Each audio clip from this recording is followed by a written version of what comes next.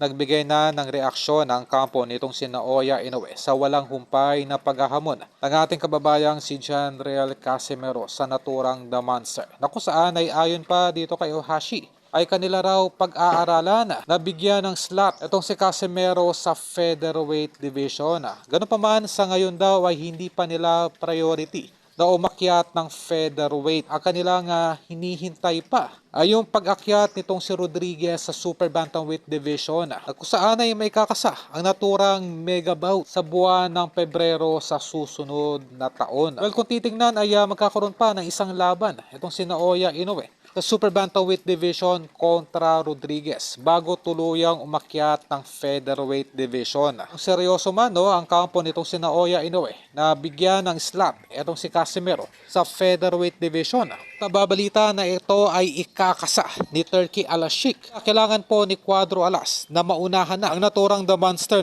sa pagkuha ng titulo. Isa sa mga kondisyones ng kampo nitong si Naoya Inoue dito kay Casimero ay una, ang paglalabanan po ay mas mataas na division sa featherweight. Pangalawa, kailangan ito ay isang title bout. Either itong si Inoue or si Casimero ang maunang magkakaroon ng titulo sa naturang division, at ang isa dito ay magiging challenger. Kumbaga, well, kung susumahin kung itong si Cuadro Alas ay lumalaban na nga talaga sa featherweight, mas realistic po na ito ay mauna nang magkaroon ng titulo upang hindi na magkaroon ng dahilan pa or palusot itong si Naoya Inoue. Naiwasan itong si Casimero sa oras na umakyat na ng featherweight division itong si Naoya Inoue.